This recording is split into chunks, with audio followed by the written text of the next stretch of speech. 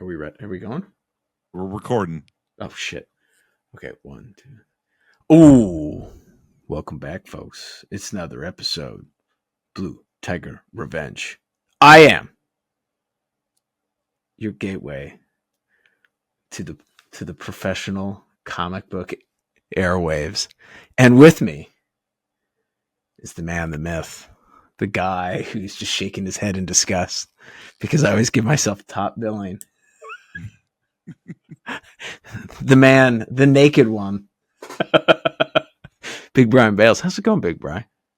It's going good, man. It's going good. Just keep on keeping on. That's terrible. Wow. And on that, and folks, if you want to hear more gems like that, more originality, hit that subscribe button because I'm just gonna say we want to try and get 100, not 100,000, 100 subscribers by New Year's. So help us out. Come on now, spread the word. We're gonna have some cool guests coming. We're lining some people up. But yeah, look at that. And I'm gonna be finishing Cap Wolf today.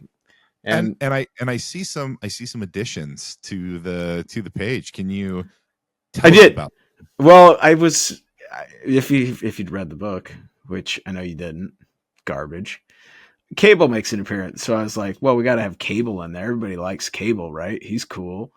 Yeah, and then I fleshed out Wolvie a little bit more. You could see him in there. And and I think it's about ready to be inked. There's a lot to ink here. I don't know if we're going to get through all of it, but we were talking about maybe doing some live sesh once, to make up for the missing time. So yeah, we can see I like it. Or I'll just finish it and people. I mean, I don't know what people are actually here for. I don't know if they're here to listen to us. God help you, brave soul. Or I feel just as bad if they're watching too. God help you. As well. Yeah, as my hands cover up everything like 90% of the time. And today we'll be using Dollar-Roni acrylic ink. Wow. Black. There we go. So let's get to it. Okay. Well, it's been a rough and interesting week. If we're talking about, I know that we're a comic book podcast, but there's a cultural phenomenon that's going on in the Northwest, and it's not a good one. And there was a really great one, and now it's over. It's that dead. Is the run that the Seattle Mariners had, just 2 innings, 6 outs short of making it to their first World Series ever, and it didn't work out the way that we wanted. And I got to be honest with you, man, I was that one hurt.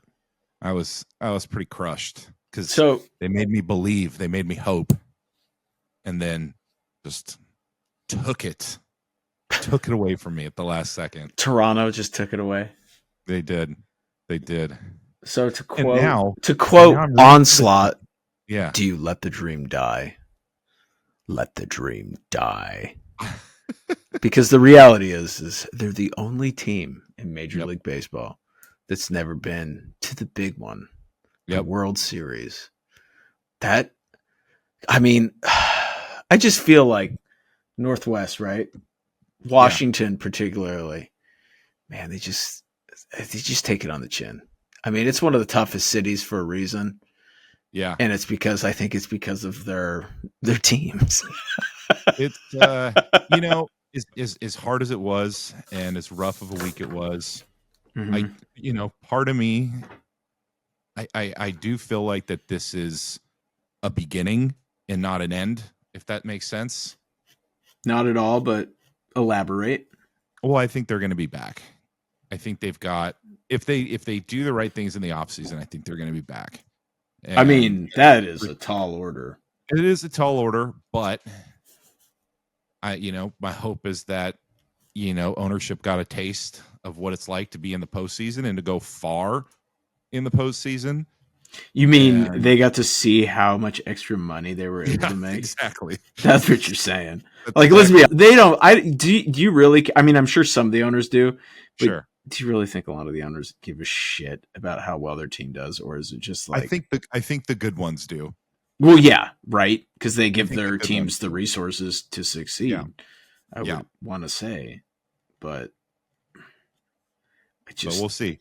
But it did feel like a beginning. It felt like they've got the tools to come back and do it again, and hopefully address some issues that came up, and come back and be stronger. That's my hope. That's my hope, anyways. Let's make another playoff run and see what happens. So, I mean, that would be sick, right?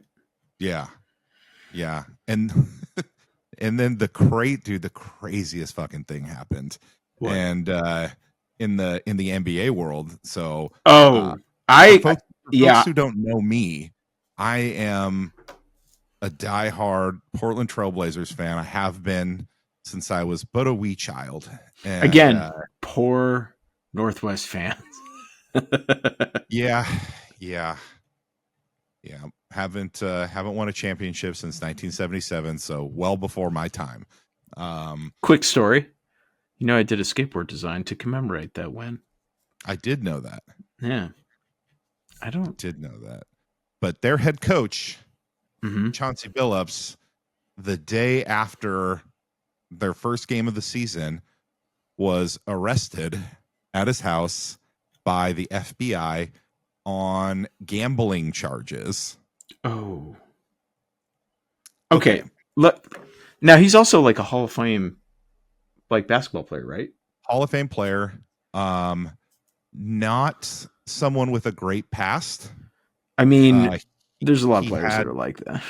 He had some accusations in the late 90s thrown against him when he was a rookie in Boston. Sure. And I mean, are you really surprised? That's pretty common. I feel like I was never his biggest fan. He was never who I thought should have been hired as the head coach. I never understood it, but I imagine they probably got him for a decent rate. And well, they hired him and he was an assistant for one season with the Clippers, and then they just hired him with no head coaching experience, no nothing. Question. And what season though was he with the Clippers? Was it a winning season? Was it?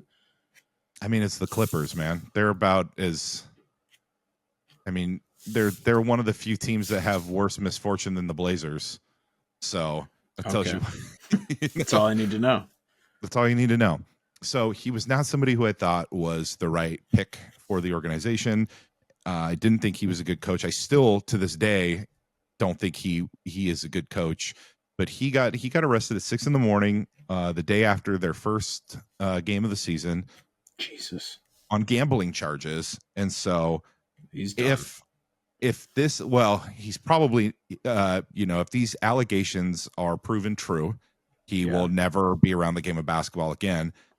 First one, he was allegedly involved in illegal poker games with mafia families out of New York. So he was what was known as the face. So they'd be like, come play poker with a celebrity, right? Yeah. And meanwhile, there was like X-ray built into the table with special glasses, hand signs, video chips, like special card shufflers that counted the cards. Like, yeah, man, this is Sopranos level type shit. Insane operation with multiple New York mafia families. And whoa. Yeah. Hey, now, come on now. We don't want to throw any families under the bus. I'm not saying names, man. Look it up. Allegedly. Allegedly. Of course, everyone deserves their day in court. Allegedly. I just don't want the mafia coming after us. Okay, we can't handle that kind of heat. Blue Tiger's too small of an outfit. That's fine. Well, and then the other piece of that was there was another piece to it where he was letting folks know what players would and wouldn't be available from 2 years ago, so they could bet on the games. So essentially, he was kind of pulling like a Pete Rose. Yeah. Wow. And this is part of a years-long operation. It's been going on for 2 or 3 years. So we'll see. We'll see what happens. We'll see what happens with it. But I think he's coached his last game. Oh, I mean, it'd be weird if they let him back in. That's fine. Come on. Mm-hmm. Hey. Water under the bridge. Yeah, there's no way. Yeah, exactly. There's no way they're gonna let him coach again. Like he's fucking done. Also, but here's the thing. Like here's what's crazy. Like it's not like he didn't already have a shit ton of money. What are you doing? That's the thing, right? What are you doing? How much do you need? He made like $100 million in his playing career, and then he just signed an extension as a coach, a multi-million-dollar extension as the coach last summer.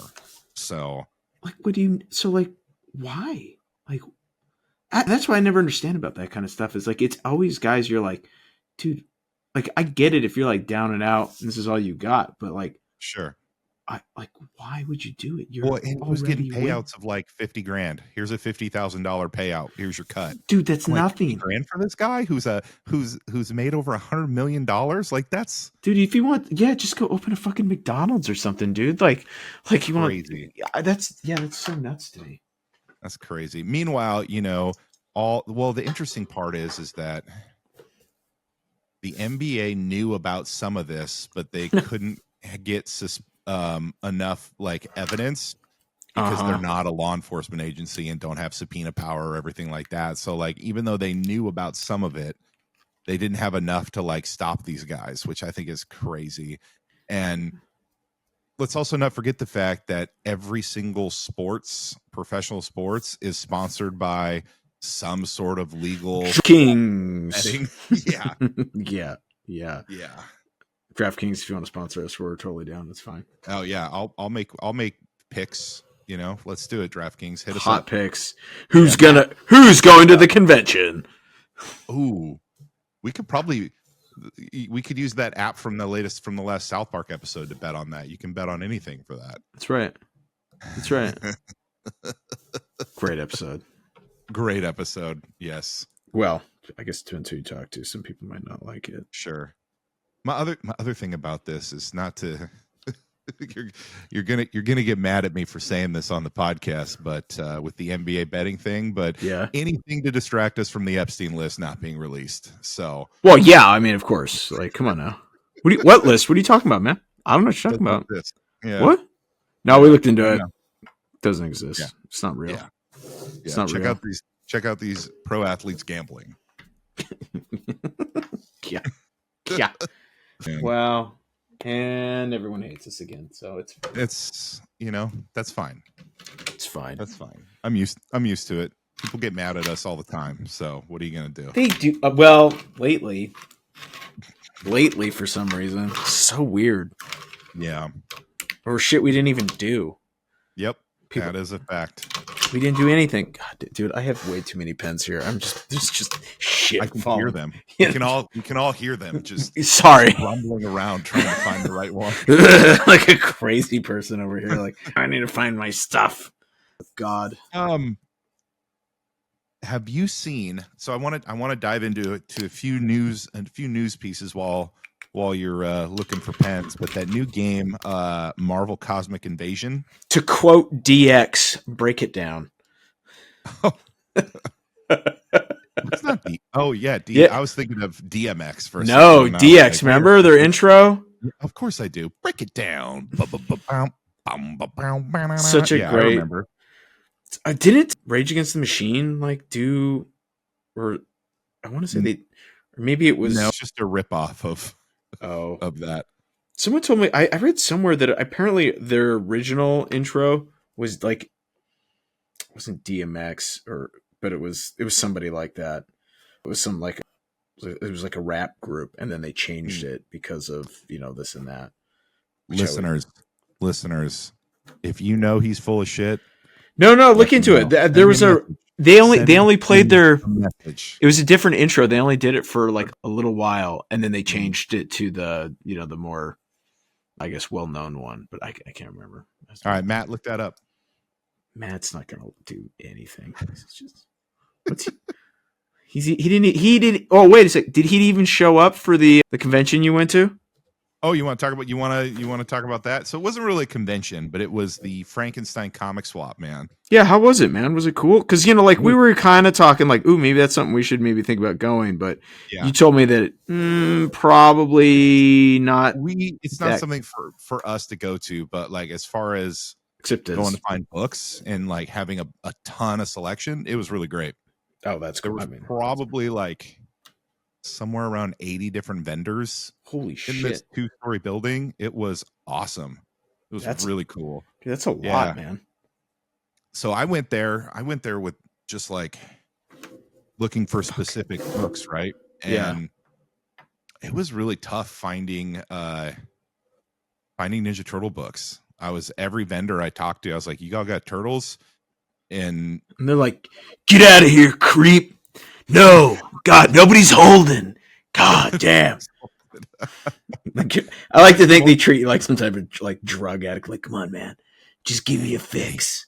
You got some turtles. You got some turtles. Get out of here. Get out of here. I don't know what that accent is. No, but I like it. No one does. It's just some old guys just angry. You know. The turtle books were really hard to find, though. They were hard to come across there. They just said they sell fast. Oh, okay. So turtles have just been in demand lately, and most of the stuff. I found a few of the old stuff because I'm mainly looking for the Archie TMNT Adventures books right now. That's right. Trying to complete that one. Just ignore me. Just ignore me, folks. Oh God, struggling over there. What's dude? going on? I don't. It's because my table is at a tilt, and I'm trying to do this. Just keep going. I'm sorry. Just ignore my ass. Fucking. I think it's funny. No, I think it's funny, dude. I hate. This is why people work digitally, so I don't have to deal with this fucking bullshit. But no, the Archie series was really hard to come by. Okay. But I did find a few. I found a few of those. I found a couple of Mirage books that I don't have as well. Oh, and nice. All in all, it was a lot of fun. If you're like a Marvel DC guy, there was so much place to be. Old stuff. Yeah. Really great if you're looking for stuff.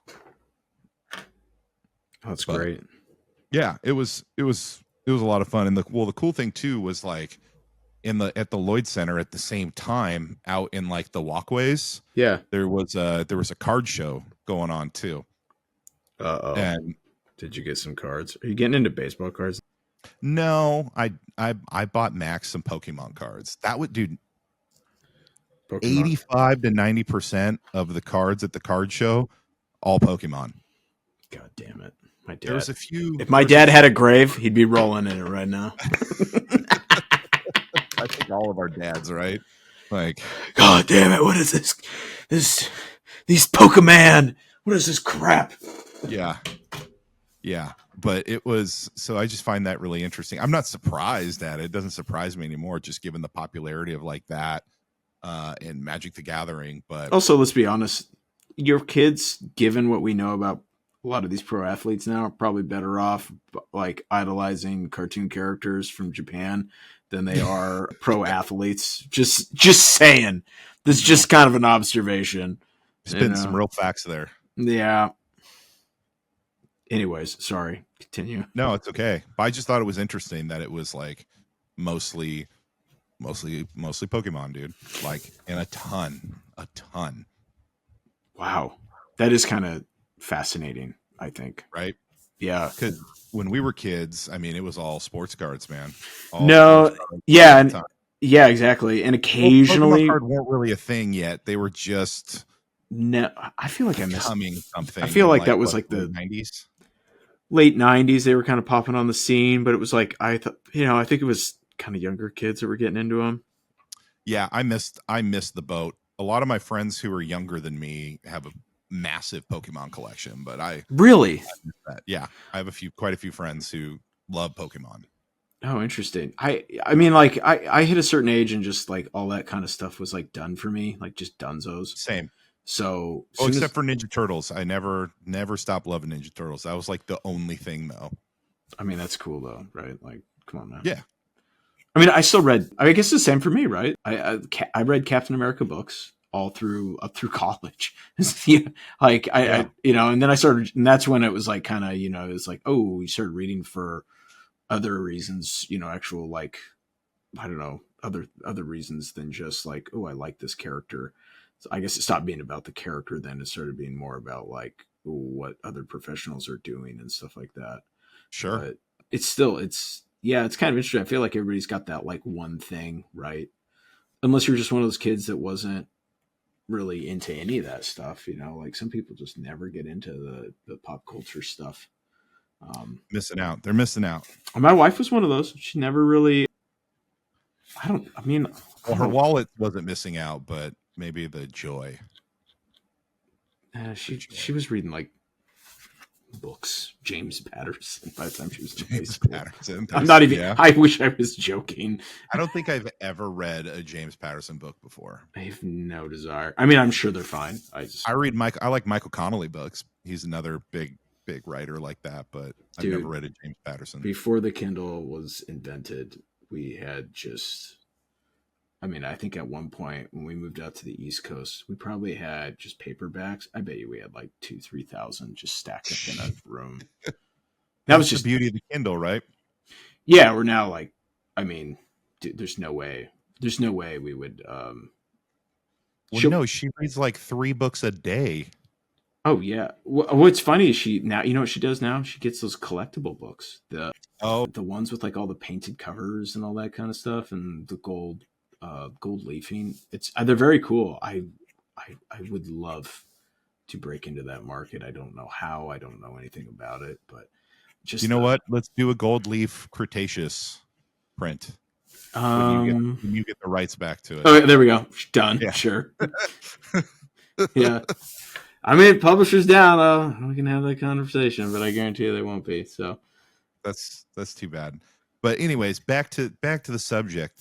I know you're super pumped about that Marvel Cosmic Invasion game that's coming out December 1st. You know why? It's because it reminds me not only the old school, but then like the graphics. It looks like the Marvel Capcom games.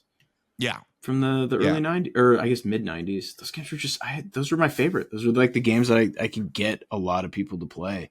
Because it'd just be like, ooh. Well, it's made by Dotemu, which is the same company that made that Ninja Turtles game, Shredder's Revenge. That was a ton of fun. Yeah, I didn't I play that at your guys' place? You played it at my house, yeah. That was cool. And it's going to have 15 playable characters that you can play in the game, up to 4 players. Oh damn! Can play at the same time, and I played Shredder's Revenge with 4 players. It was chaos, but it was awesome. Yeah, so I think when I was there, didn't we have 4 players? We had your niece, we had Max, and then you and I, right? Yeah. I have to admit because I never played video games, but that was so much fun. Yeah, so much fun. So I mean, it'll definitely, in the Bales household, it will definitely be bought on day one. I'm pretty excited. I think it comes out like in December, right? Yeah, December 1st. Holy shit! Holy wow! That's crazy. I know. I mean, there's a couple of things that are not necessarily coming out soon, but dude, Kickstarter's on fire right now, man. It is on fire. I feel like we really just I got to get my shit together so we can kickstart something. Like we got to get we got to get that first issue done. So you know what I mean? Yeah. We just got to. It just looks like Kickstarter's just fucking doing it these days, man. And so the first one is by former guest of the show, Jimmy Mahfood. Yeah. Defective Comics presents the Arachnid Enforcer. And this just looks awesome. Yeah, it's like he's doing the Spider-Man book he always wanted to do. Yeah. And I like that idea because it's kind of like, you think about it, that's like kind of the concept that like Barry Windsor Smith did with Monster, or Monsters, excuse me, from Fantagraphics a few years ago. And which is funny, like that was supposed to be a Hulk story. It got passed over. And then he was like, well, I'll just do it myself. And interesting enough, it was one of those where like, I feel like people slept on it like way too hard. And then it dropped and it wins every award, Yeah. And so by the time this comes out, it'll be pretty close. There might be like 1 or 2 days left to back it, but yeah, you should definitely. Does it say how many pages is it? Isn't it like 48 pages? It's like 48 pages. Yep. 48 pages. That's a lot, man. It's like a nice, I don't think it's that expensive either. I think it's got a pretty reasonable price You on know it. what? Let's find out. I'm in it right now. He's in the thick of it. $25 for the book. That's not bad. Dude, that's pretty good. Especially Yep. for, like a cool indie book like that. I think that's a good price, I agree. And there'll probably be some extras and stuff they throw in there. They always do with that kind of stuff, Yep. But that's definitely one to go on Kickstarter, check it out. Yeah. I'm hopefully going to back it. I'm not 100% sure yet, but I want to. I already I backed it this morning, to be honest. Nice. Yeah. And then the other one, I'm going to let you kind of talk about this one because you know more about this than I do, but the A1 Deadline Special. So, I don't know a ton about it, but okay. Deadline was basically, it was like a anthology magazine that used to come out kind of like Heavy Metal, right? Mm-hmm. And it was pretty cool, but I think that's where like it gave a lot of guys their start, like Tank Girl that used to be featured in it a bunch. Okay. And so it kind of gives you an idea of the kind of stuff it did. It was very like kind of that, that famous, it's very punk, right? It's just cool. Yeah. Had a super cool factor about it. And there's been rumblings about them trying to like bring it back for a while. And, I think it's ran by two guys now. I remember when they were kind of like loosely announcing that this was coming back, and everyone was kind of like, oh, cool. Yeah, we'll see. But they're like doing it. And it looks like they're not only throwing in like featuring the classic stuff like Tank Girl and some of the other, I can only say Tank Girl because that's really the only thing I read. Right. Okay.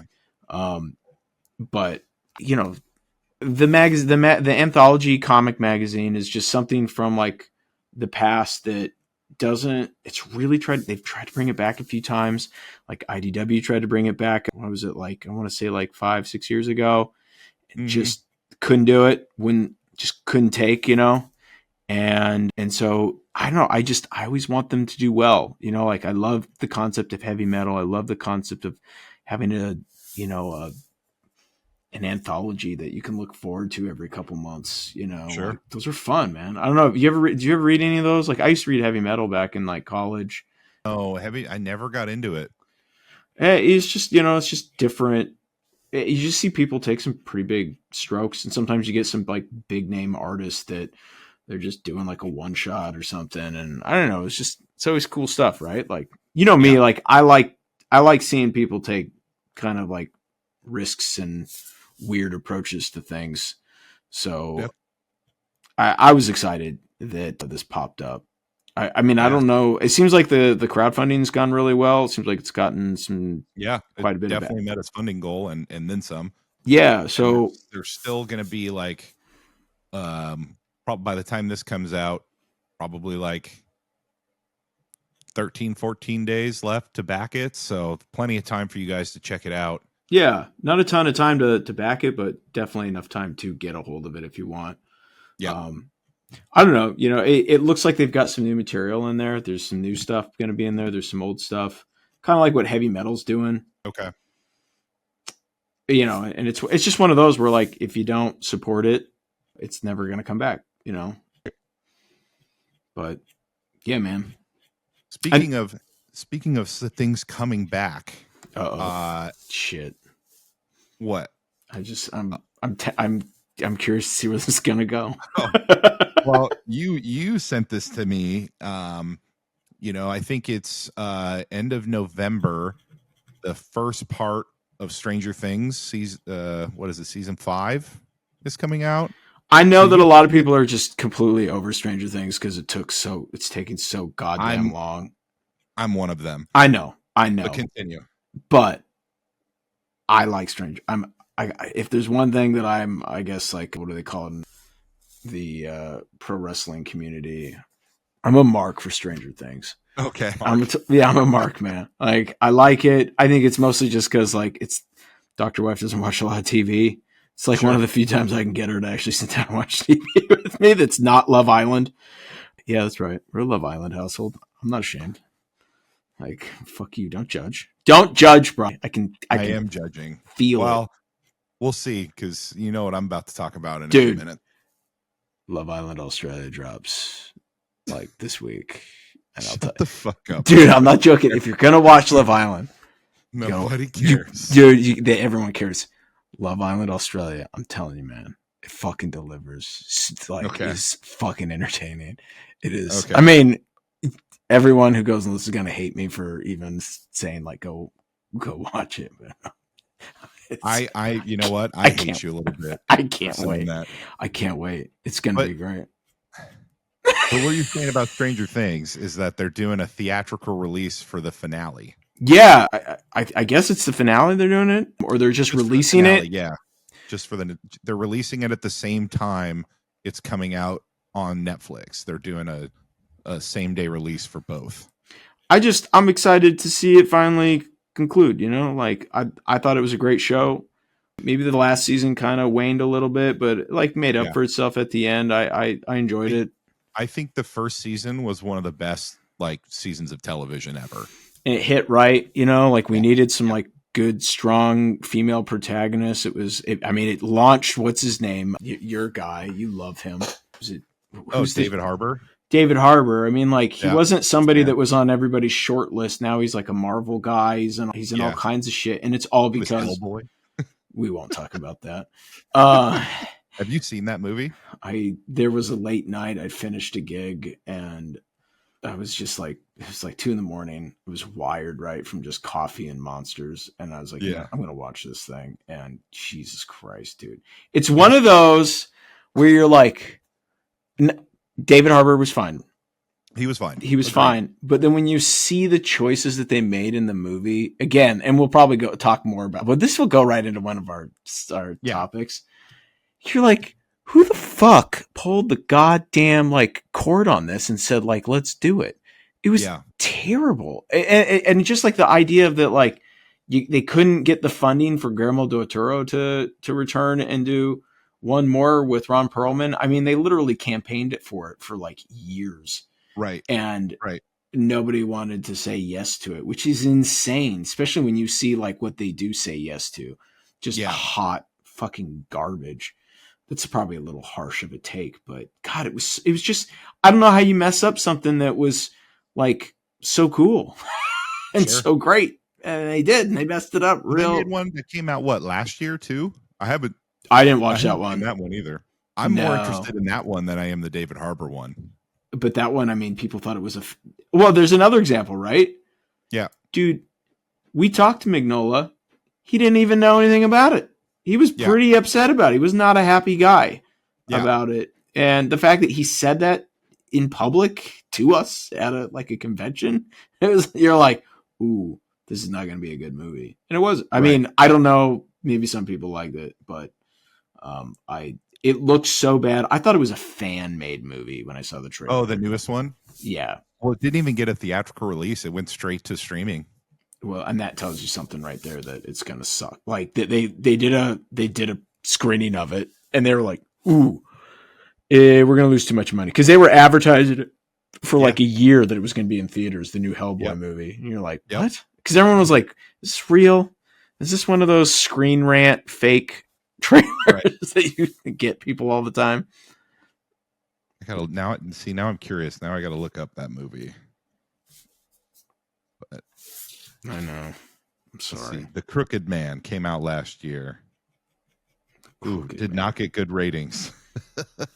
There you go. It's crazy. Like, I don't know how you mess that up, right? Like, especially something like that. It should be not to be a dick, but an easy win, right? Like, shouldn't it? Sure. Am I crazy? Look at that little Wolverine there. Look at that. I like that. That's pretty good. Yes, it is good. It'll never be as good as the original comic. No, but that's okay. But I can try. You can try. You know what? You can try. I like it. But I do want to. I want to talk about something that is not only as good as the original. I thought we were going to talk about bad movies first, or does this feed into it? But it's not only as good as the original, but I dare say it takes it up a notch. to maybe even being better. Okay, easy there, Tiger. Than the original. Easy there, Tiger. And I'm talking about Highlander, the motherfucking series. God damn it! I knew that's where you're gonna go. Better than the original movie. Now, all the sequel movies, I 100% agree with you. But the great thing about that movie is that it ignores all of the sequels. So you wrote me into this. We started watching the series. You're much further than I am because, like, I'm on season 4. Yeah, I don't have that capacity for pain at this point in my life. Like, good stuff, man. I'm too beat up. There's some great stuff. Yeah, but there's also some hot garbage. And it was a show. I mean, it ran from 1992 to 1998. Also, I'm still in season 1, so like that's probably the weakest. Like it gets better, and like season 1 is the weakest of the seasons. Right. Like they all come into their own, like season 2, season 3. I think when did they write The Girlfriend out? Is that season 2? Yes. I gotta be honest. I wasn't mad at when they wrote her out. I found her just. It's like, dude, you're Duncan MacLeod. You're way better. Like, you don't like, she's like telling him how the world works. And it's like, dude, he's like 500 years old. Like, shut up. Like 400. Okay. He's 400 years old. He's lived, loved, laughed. He's done it all. Meanwhile, she's like a 26-year-old artist, like, shut up. What are you?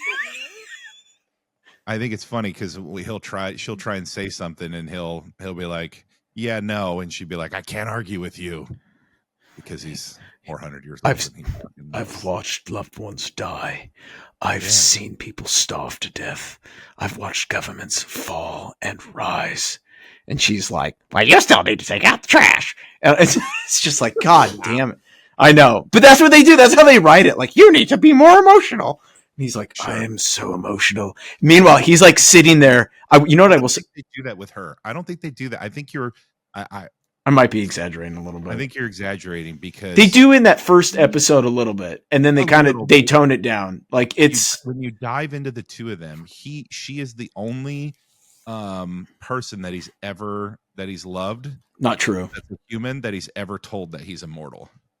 Oh, that's true. You got it there. Because he did. I feel like he loved that Native American, the Lakota girl, way more. Like that is don't you dare. That's the love of his life. How dare you? How dare? Don't you challenge that? I think he's got a lot of loves of his life. I think that one. I think the reason that one sticks with him so much is because I think she was killed before more happened, if that makes sense. Well, she was killed during the Manifest Destiny, right? Like wasn't she killed by like American soldiers or something like that? Well, you find out she was killed by another immortal who was with that group, because that happens later in the series. Yeah. Also, can we be honest? That first episode when Lambert shows up, it's awesome, but dude, that whoever was in charge of costuming that mask they gave the villain, dog shit, dude. I agree. He looks so stupid. Where you're like, just take the mask off, man. Like, you're not that pretty. It's fine. You notice something about the show too is that they, throughout the whole first season, they talk about the Gathering, because that was kind of the big thing, right? In the first movie was the Gathering, and then Connor MacLeod becomes the last of the immortals when he kills the Kurgan. But they went away from that because the show became so popular. Oh, so were they thinking that it was only going to go like one season? So they're like, oh, we have to build up to this Gathering or something? They were thinking they were going to it was going to be before the Gathering. But because the character of Duncan MacLeod in that show became so popular, they were like, well, we don't want to just lead up to his inevitable death. So we're just going to forget that. We're going to cut out that piece of continuity that. I'm not mad at that. You got to make writing decisions occasionally to make things like work, especially back then, right? Like, think of the shows, right? They would dump a bunch of money into a show. It would do well or it would do poor. And, they just didn't know if they were going to get a second season. I think, you see that with shows now, right? Hell, the show will do really well. And then like Netflix is like, nah, we're done. We're not Yeah, into it it ends anymore. on and it ends on like a big cliffhanger, and No, then you yeah. find out the day later it's canceled, even though it's like the number one show on the platform. You're Yeah. like, what the fuck? Like, What was that one show with Jurassic Park, Ian Malcolm? What's his name? oh, Jeff Goldblum. Yeah. Were there the Greek gods? Was it the Greek gods? Yeah, they were Greek gods. Yeah. I mean, that show was really good. It was also the number one stream show for like 3 weeks in North America. And they were like, nah, we're not going to renew it for a second season. It was real. I mean, maybe it was just it was just super expensive. It had a huge cast, so maybe it was just too much. Like, I could see that too. But anyways. Yeah, no, the show is interesting. It is a product of its time, but at the same time, like, man, it does have some really like fun elements. It's definitely the ultimate like dad show. Like, I could, like we're both like, oh man, this is a show we watch with our dad. It's like, well, yeah, of course. Like, you just watch it. Who didn't think Duncan MacLeod was the coolest motherfucker alive in the 90s? Okay, dude? I have an admission that I have to do here. All right. So, like, you've kind of reawakened these memories that I had of watching that show with my dad. Oh, yeah. Because, like, I really thought I would be modeling a lot of my life after the Highlander. Like, I love the loft apartment that he has, or the karate studio, man. Come on, dude. Yeah, like, I'm gonna live upstairs, but then I'll have like this big studio downstairs where like there's a gym or dojo, whatever you want to call it. Also, a cool, like, my cool classic fully restored car, T-Bird convertible. Exactly. Like, those were the elements. You won't really work. You'll just be like handsomely wealthy and always. And you got to give that show props, dude. The lighting for MacLeod, he's always so dramatically lit. I love it. It's one of those things where you're like, oh man, like he'll be sitting like, in the dark, like you see half of his face while the other actors are like, hey, this guy mugged me, Duncan, help. Yeah. It's the best. I mean, it's really, there's elements that are just really. Don't forget when he lives in Paris, he's got the barge. That's like across from Notre Dame. That's right. I forgot about the barge, man. Yeah, it's so stupid, but yeah, the more I was watching, I was like, Jesus, I really put a lot of like, oh yeah, this will be like when I become trench coats, carried swords. Well, yeah, of course. You in a trench coat. I mean, dude, if you're not wearing a trench coat and carrying a sword, what are we doing? Like, what are we doing? Meanwhile, if you were to actually do that, people would be like, call the cops on this fucking loser. Look at this loser. Yeah, the 90s were great. It was, yeah. And you know what? There's some like pretty hard hitting stuff on that show too, with like the flashbacks. I haven't gotten into any of that. Well, no, that's not true. Flashbacks in almost every episode. The flashbacks. The flashbacks. I was telling you the other day, the flashbacks are actually the best part of the show. They're so well produced. Mm-hmm. It almost feels like you're watching, like it was like done by a completely different production crew. Lit differently, like everything. Yeah, they're really well done. Where like there was some serious attention to detail. The costumes are good. Like all the Native American stuff is so cool, and it doesn't feel like normally when you watch stuff from the 90s. Let's be honest, when they anything Native American or Chinese or especially Japanese, it becomes instantly the cringiest shit in the world. Sure. And I mean, it's a little cringy just because it's cheesy, but it's not like it doesn't feel super cringy for the wrong reasons. You know what I mean? Right. Does that make sense? Right. Yeah. But we even deep dived even further to Highlander lore, and like earlier this week we were on the phone and I was like, man, this makes me want to like write a Highlander comic, and so we deep dove in to find. Well, I was like, I'm pretty sure there was Highlander comics, man. I'm pretty sure. And sure enough, I mean, did you order them yet? Did you order all 3 volumes of? Not yet, but I'm going to next week. Fuck yeah. I think that's your new shtick is you got to review them on the podcast. Listen, we're going to do a Highlander themed just episode. Oh, Jesus. All right. Where you're going to draw the quickening. Oh, okay. You know what? Does it have to be MacLeod or can it be I mean, the Kurgan. the McLeod, man. Come on, McLeod. Okay, all right. I'll let you pick which McLeod, but it does, Okay, does need to be McLeod, in in my opinion. I think you're right. The Kurgan is, in my opinion, he's one of the greatest not TV, but movie villains. I agree. And I love that it's also, what's his name from Mr. Krabs. It's the Krusty Krab from SpongeBob. Yeah. Yeah, it's, Clancy Brown, man. Also the voice of Lex Luthor in the Superman animated series and like the Justice League animated series, the Bruce Timm stuff. Oh, is he really? I didn't know that. Yeah, he's the voice of Lex Luthor. Yep. I mean, the dude's a phenomenal actor. Like, he's so good. Like, you go back. I just went back, right, and watched the original film, and dude, he totally makes that movie. Lambert's not, like, he's fine, but like you can tell he's still learning English, right? Well, like, yeah. But dude, Clancy makes that, like, oh, what's up, nuns? Hey, ladies, it's better to burn out than fade away. He has like all these cool lines, and he's just like holy ground, McLeod. Yeah, and he's so much bigger than everybody. You forget that he's a big guy, right? And then when they put him in the like punk outfit, and he like McLeod almost cuts his McLeod in the beginning of their first battle. Came out in 1984. It's fine. Yeah, almost like cuts his head off. And so he has his head, his neck stapled shut with literally a stapler, like a wood staples. It's so great. It's such a just well done. It's stupid, right? But it's so fun.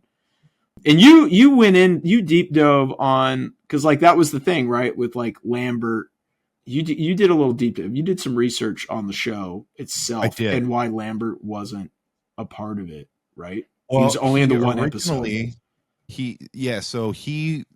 show was supposed to be a continuation of Connor McLeod, but when they cast Adrian Paul didn't want to be shoehorned in and basically do a Lambert impression. And so he asked the writers if he could create a new character. And so that's how the character of Duncan MacLeod, his Klansman, came to be. And originally the pilot of the episode where Lambert appeared in to kind of pass the torch, right? They offered him $50,000 to be in the show. God, it must be so awesome. And then like the producers said, no, that's too expensive. How dare they? Different people were like, no, he's going to be in the show. And so Lambert was so pissed off at them, he charged them $500,000. And so he went in for $500,000 for like 3 days of shooting. So that's how much he got to be in the pilot. Which is a shit ton of money. In what, 92, 93? When was that? 92. Yep. God damn, dude. That's Interesting that they were able to make those kind of polls, especially the TV actor. Cause Adrian Paul, like, that's a big move to be able to make what had he done at that point? He was kind of unknown, right? I think so. Yeah. Yeah. Good on him that he was able to pull that. Cause it makes the show so much. If he was just trying to play the same guy, it wouldn't work. They don't even look alike. They're everything. Like, honestly, I think Duncan MacLeod is a better, he's easier to take more seriously as like a swordsman. Well, that, and I think when you have like 100 episodes of a show too, to kind of work yourself into it too, you develop more.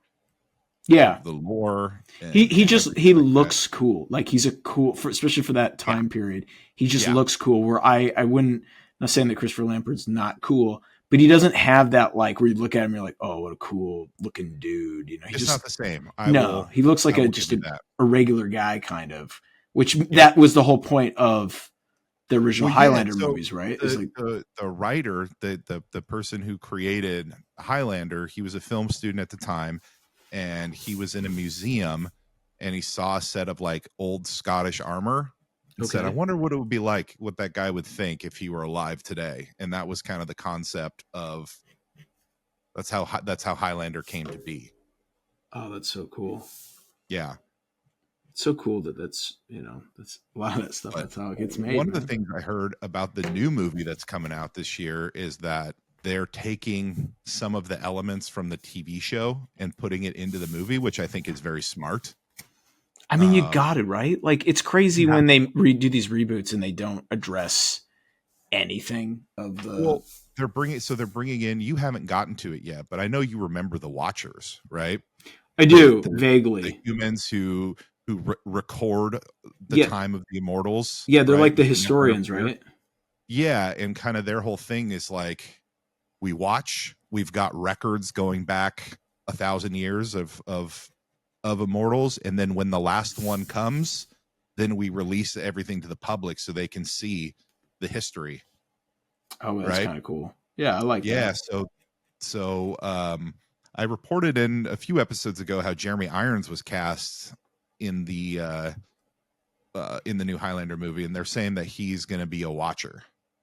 Oh, interesting. Which I think is great, because in the show you dive into, there's like a rogue group of Watchers who they like gang up and kill immortals because they're like, they can't be better, they can't rule us. They're trying to like influence the outcome.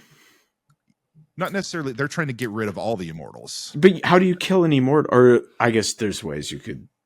Chop their head off is the only way. But like a regular Joe, like we could kill an immortal. We just cut their head off. We just don't get their power and their knowledge. Oh, do you inherit all their knowledge too? When you kill them, yeah. God, dude. So like, kind of makes it so that if you've killed a bunch, especially if it's powerful. Dude, you're a hard foe. Yep. I will say, I love all the swordplay montages. I'm glad they make sure they work those in. Every episode. Yeah. So the first season, they like the first couple seasons, it's not like Immortal of the Week. As you kind of dive in later, you'll have Immortal of the Week, or like you'll have a recurring bad guy Immortal. I will say that would be my biggest knock on that season 1, right? Is, dude, you get episode 1, heavy shit, right? Big baddie, Immortal, Lambert's there. Yep. And then right after, they just go straight into just like mundane, just like, oh, you're trying to find your dad, Billy, or whatever that kid's name, Richie.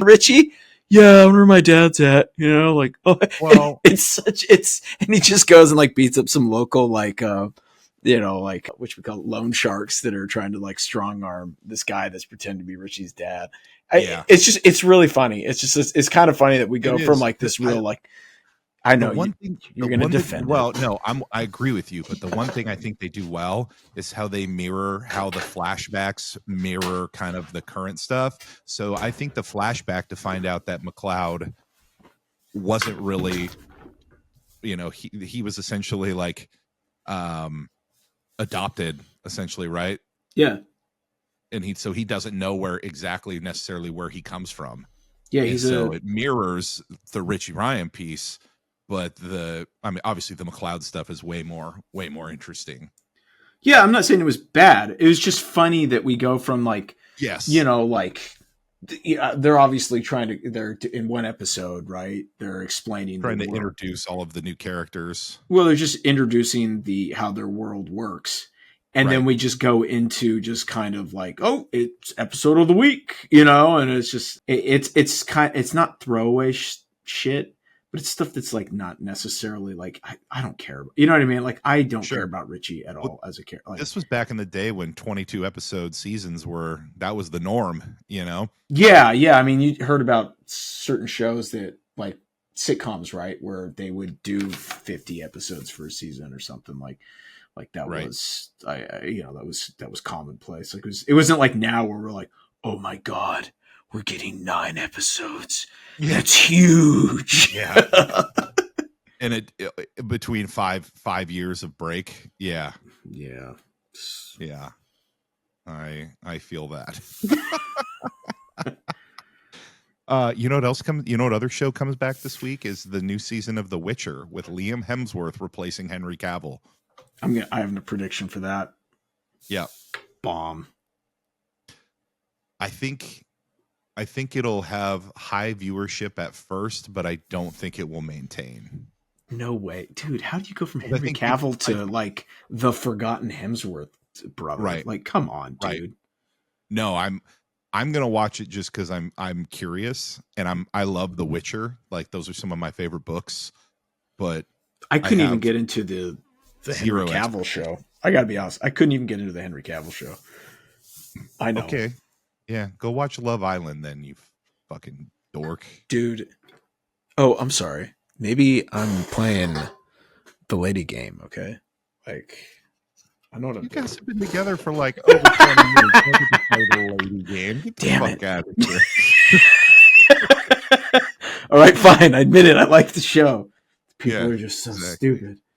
God. I feel like, and you know, if we ever had her on, I'm sure she would confirm this, but it's never going to happen. I feel like you were the one who brought her on to Love Island. No, that's not true. And you know, we'll never get her to confirm. Nope, never. Also, if she did, she's lying. Pathological liar. Wow, that's some dark words right there. But well, what's really interesting about TV nowadays too is you sent me that clip. What's her name? Jamila Jamil, I think that's her name. The actress talking about how Hollywood nowadays, they're making TV shows and they're using them as secondary screens.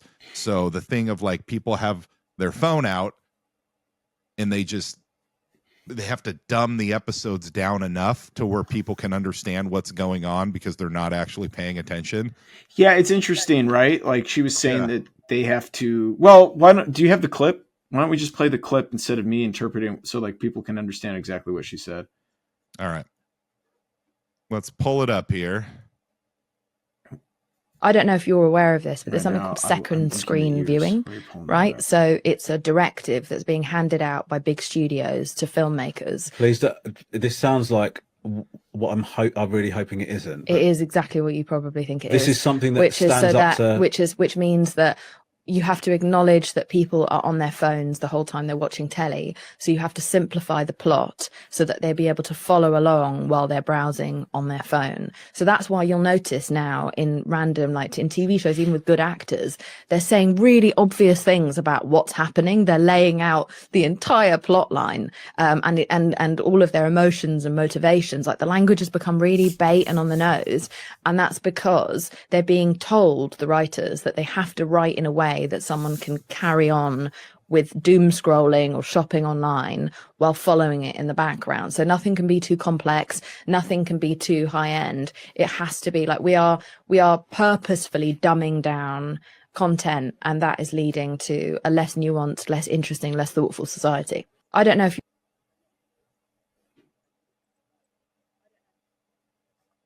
There you go. It's really now. I mean, obviously she's right? Like she is 100% right. Yeah. Yeah. But I will say, like, I think it's just we know the kind of shows that they're doing that in, right? Like there's certain shows, like you watch some of the HBO stuff, they're not doing that. You know what I mean? Like they're not, but like I guess the kind of like the shows, like if they were doing a Highlander TV show, that would be a show where, and we've complained about it. Would not, because that show deserves premium format. All right, that's premium, high level storytelling. Don't you dare! Don't you dare! It is an interesting thing though, like that they're having to, like, those are actual conversations that are happening with writers. It's got to be very frustrating, I would imagine. Well, and I see it in the stuff. Some of the stuff that I watch. I bet you do. I know what you want. I know exactly what you want. But I will say, like, it is a little, like, I think we're giving some of the older television a little more credit than it deserves. Like, it wasn't highbrow stuff. Like, yeah, like okay, because we're talking about Highlander, right? Yeah. I will say they don't oversimple. Like they don't just break down in a single sentence. Like, oh, let's say the entire plot. They don't do moronic stuff like that. You do have to kind of pay attention if you want the details. Now, because of the type of show it is, you know that it's like, well, Duncan's going to find out who the bad guys are, which just by looking at them, they'll have like an eye patch and, or be wearing, wearing a stupid looking. Yeah, they'll be wearing a stupid mask or something that like, you're like, no one walks around like that ever. Or they're the only other person with a trench coat on. Yeah. Like, well, that guy's got a sword. I think we know who the Immortal is. Oh, who is in the crowd? The one asshole with a fucking trench coat. Yeah. And walking with one stiff leg. Oh. Yep. But yeah, it is kind of like, it is a little scary, right? That like, that's where everything's going. Yeah. It's definitely frustrating on some levels when you're watching something and you watch them explain what they're doing while they do it. And it's not like a competition show. Like, listen, if I'm watching the Great British Baking Show, which I love, and they're explaining how they're making something, that's completely different than if like Duncan MacLeod was like, now I'm taking out my sword and I'm going to kill you. With this sword underneath my trench coat. Underneath the trench coat. Yes. I'm going to cut your head off and take all of your power and absorb your quickening. Yep. Yeah. You're like, well, yeah, that's how it works, man. That's the game. Like, who are you talking to? Who are you looking at? Yeah, it is a bummer. I guess it just depends on what you like to consume, right? Sure. There are some shows that I like I like having on in the background, where you don't have to pay attention to and you can do the things that you need to do. Yeah. It is something though. I know there's been times where like there's shows that I've been watching that it is noticeable. And I don't watch a ton of TV, but like when I do, and the thing like what's her name was talking about there, like it's so frustrating because you're like, oh, this is fucking dumb. Like we had some family over and they wanted to watch some new Eddie Murphy movie. And we're like, okay. And it was one of those where you're like, how do they get such a big name in such a bad movie? Like this is terrible. Like, and it was exactly what she was talking about. Exactly. Like it was made for somebody who's just doom scrolling and then they look up. That's that new show I watched on Apple TV. I only watched the first episode and it was one of the worst. It's like their brand new big budget action show. What's it called? Is it the Hawaii one? The Hawaiian one with Momoa? No, The Last Frontier. Oh, I didn't watch that. And it was bad. Oh, it felt like it was written by AI. I mean, he kept being like, "This is Alaska. There is no perimeter," and just okay, all right. What? It takes place in Alaska? How have I not heard of this show? It does. Yeah, they're U.S. Marshals, like a plane. Oh, I did see the trailer for that. Yeah, prison transport. That looks so fucking dumb. One CIA prisoner in there. Oh my god, it was so bad. I can't believe you were like, oh, let's check it out. Let's give it a watch. I would have been like, yeah, no, dude, gore my eyes out with spoons. This looks terrible. If I'm telling you it's bad. Then you know that it's bad. Now there have been some good movies and that you said were terrible. Like what? Thor Ragnarok.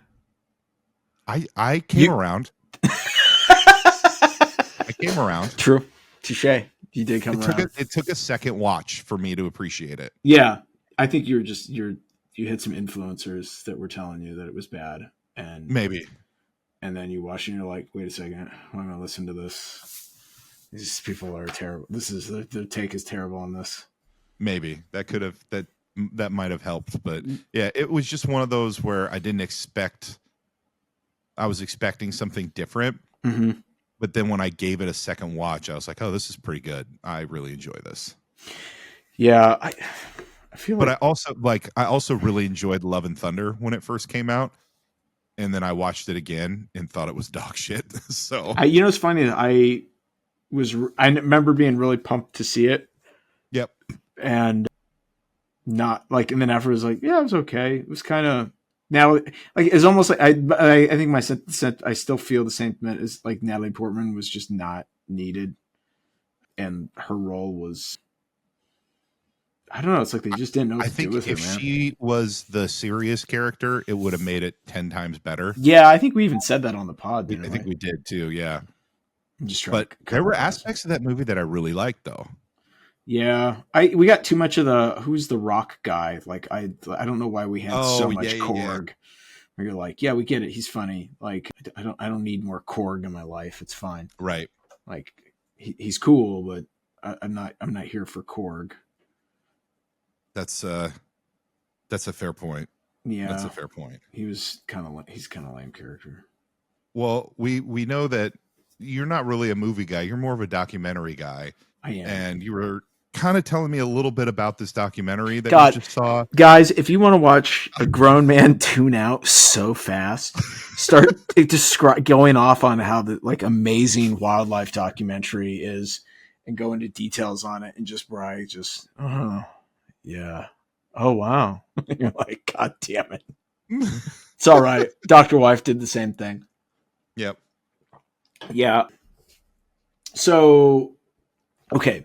So there's this documentary finally dropped, and I can't remember the exact name of it, but 52 Hertz. 52 Hertz. Yeah, I think it was called something whale, 52 Hertz story or something like. Anyways, it's on Netflix. It's completely, if you like wildlife documentaries, it's worth it because 52 Hertz is this like famous whale, right? Where I can't remember what whales actually operate at, but they don't operate at 52 Hertz.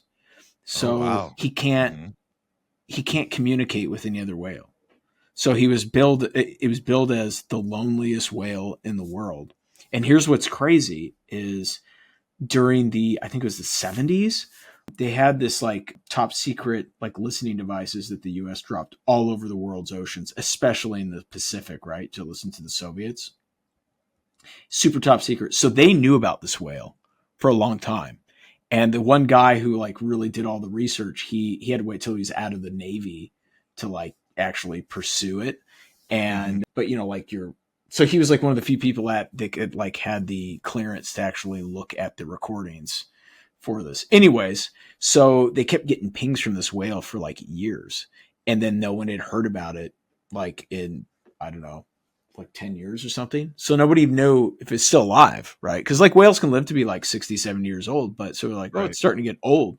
So anyways, the whole documentary is trying to find the whale, see if it's still out there, find out what kind of whale it is. And I don't want to spoil it. Do they find out? They do. They actually find the whale. They get real close to it, but then there's a reveal that's even bigger than what you think it's going to be. It's great. It's a really great watch.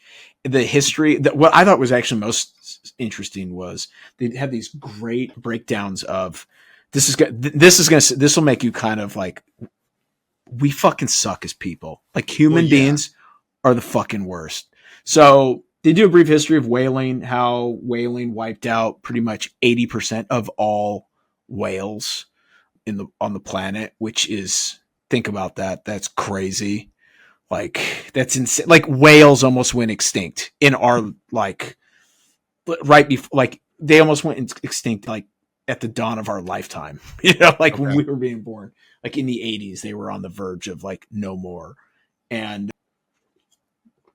what's crazy is they were talking about like how post World War II, all of a sudden like shipping lanes became very industrial. Yeah. And whales could communicate through song. They could hear like thousands of miles. So it's basically, think of like if you could just pick up the telephone, or you could just talk or hear to anyone from thousands of miles away. So you could talk to somebody. You and I would just be talking, right? Just through water, which is insane. But then with the advent of these shipping routes, all the shipping routes that are used today all pass directly through all the migratory routes of whales. They cut right through them. And so with those turbines and stuff, it's basically like you've just completely destroyed or filled up all of we'll just say the telephone lines with static, deafening static. So it's had this horrible effect on whales. And they get into all the details, and they have these great like visual kind of breakdowns, so you can really kind of get an idea of like what's happening. And it just makes you realize like, oh, we almost make them extinct for really no reason, especially after the advancement of like the industrial era. There's really no reason to hunt whales. They were just hunting them for food and shit. It was not good. And it's a really good documentary. It's a little sad, but it's got a really great ending. I don't know. I've been waiting like 3 years for this thing to pop out. Like you monster, you heartless monster. I know. Oh, but Duncan MacLeod. Yeah, okay. We're talking. I'm over here looking at like real things in the world, and you're like, God, I can't wait. This is I don't know anybody else who their watch list consists of wildlife documentary and fucking Love Island Australia. But listen, don't knock Love Island Australia. I'm going to continue to knock it. No, how dare you? It's a great show. Dude, all right. It's so bad, man. It's so bad. I should be embarrassed to say that I even watch it. You really should be. I don't know why you're not, but I'm not. Before we dive in, I want to get into the Ringo Awards. Oh, okay. Before we do that, cool. Why don't we take a quick break? Let Matt do his thing, and then you gotta drop. We'll come back. Wait, do you have to drop a bomb? No. All right, everything okay? Yeah, I just gotta pee, man. Oh, okay. Check 1 2. Tiger milk! Tiger milk! I like tiger milk! Give us some more of that, please! Tiger milk! And we are back. Thanks, Matt, for that lovely Tiger Milk tune. Just so you Tiger Cubs know, we do keep him locked in a studio, and he plays that live every time. It's gotten pretty good. Pretty good, I have to admit. Yes, he's getting good over the years. I gotta say.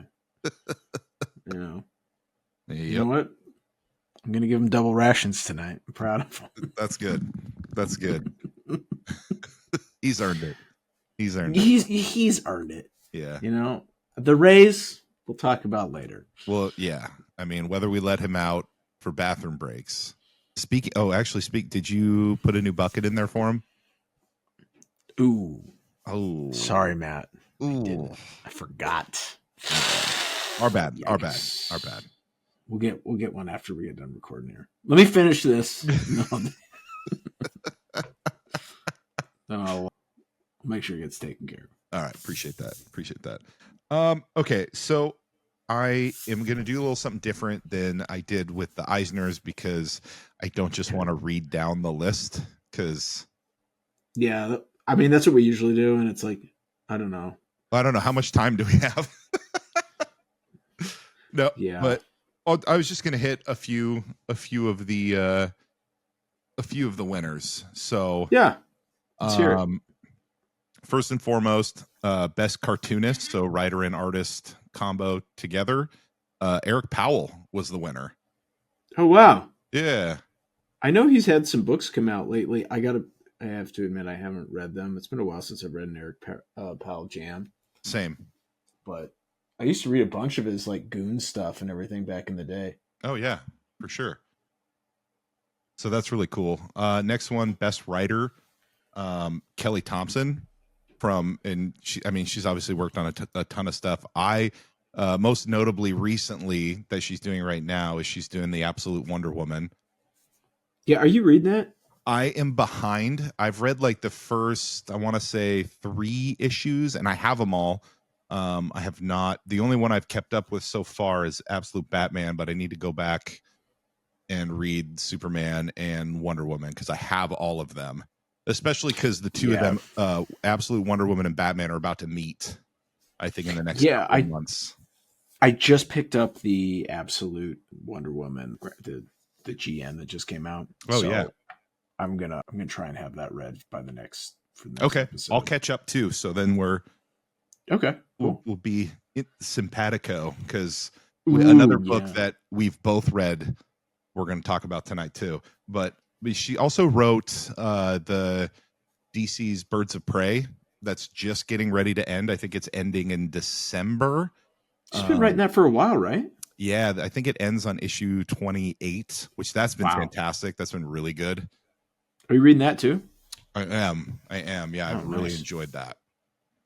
Nice. Yeah, best artist went to a favorite of yours, Chris Samney. Oh, dude. You know, I know he's doing some like really cool Batman stuff right now, as he should be. Yeah. But like, I don't think people realize how good Samney is. Like, Samney, I was lucky enough, like he probably doesn't remember this, but he was up at Helioscope, and it was back when Helioscope was just like, you didn't know what monster creatively was going to walk through, and I mean monster in just the most like respectful way. Of course. Juggernaut. Just juggernaut of creative power.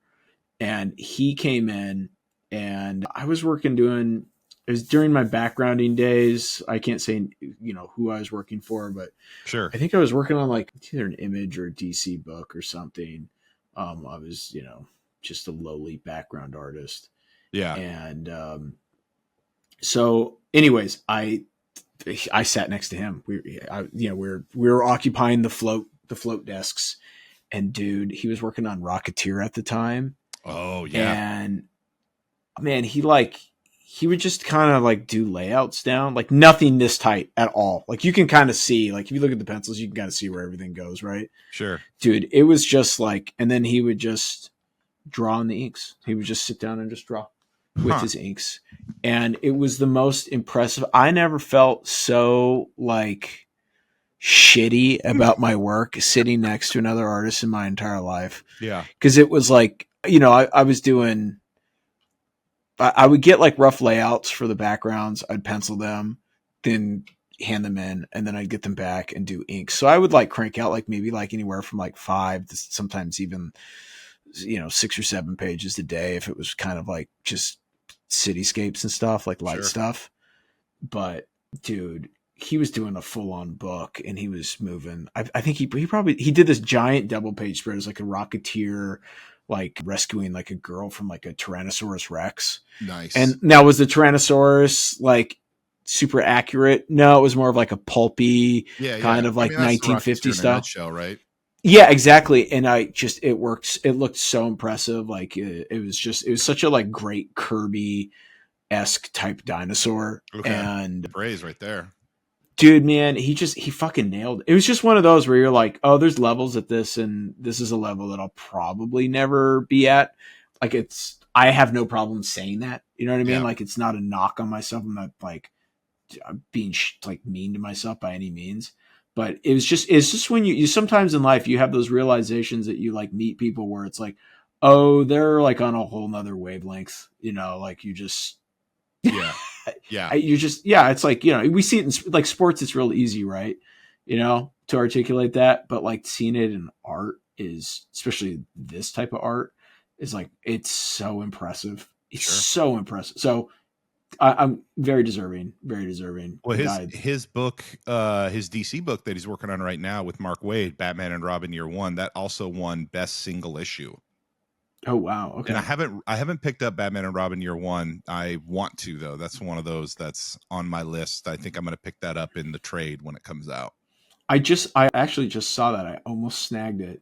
I didn't, just because like I'm not a huge Batman guy. Yeah. So I didn't grab it, but I was real tempted because I was like, oh man, that would be kind of a cool thing to read. And Samney did all the art on it. Yep. But yeah, I gotta be honest, I haven't read a ton of his books, but it's just one of those, like, I always am looking at his work because like he'll do those, like, it's October, right? Yeah. So yeah, he does, Inktober died a long time ago when they tried to commercialize it. Right. And people, like, way to go, way to ruin. That's what ruins everything, right? Of course. Yeah. That's a whole, God, I would love to deep dive on the ruin of Inktober. You know what? Do it. No, we covered enough negative stuff, I feel like. I complain enough on this thing. I don't need to go into something that's actually going to break my heart. Okay. But he does his Battober still every year. He does. I love his Battober. Oh, it's like the highlight of the year, right? Like, I mean, I think everyone looks forward to, even if you're not a Batman fan. Yeah. It's like, go follow Chris Samney on Instagram just so you can see his Battober, like, it's so cool.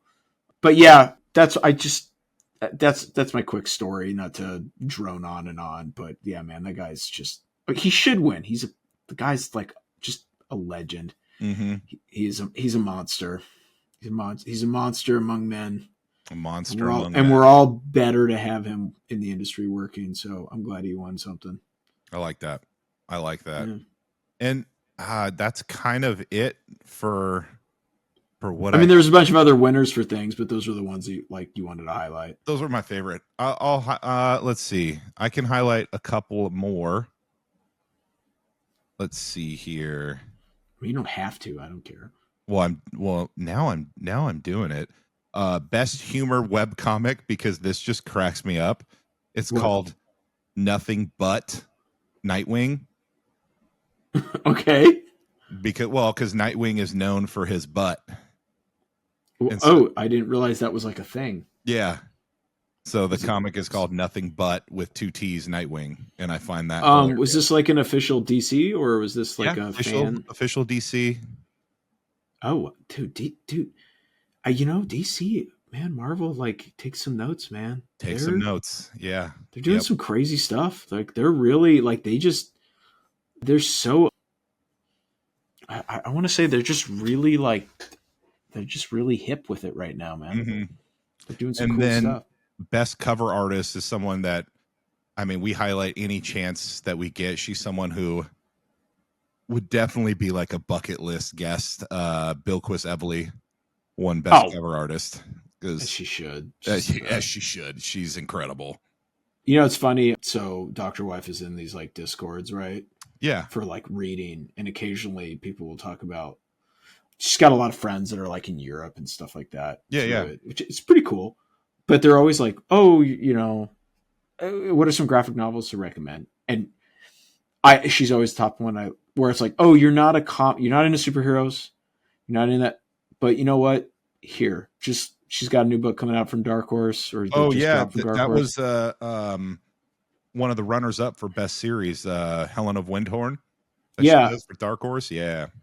And so I just recommend her every time, because I feel like she's one of those perfect like gateway drug artists where, like, if you're not into comics, you could show anyone her Supergirl run. Oh, and people are like, oh, that's cool. Like, I don't even like, I like this. I don't even care. That pretty recently, and it's still great.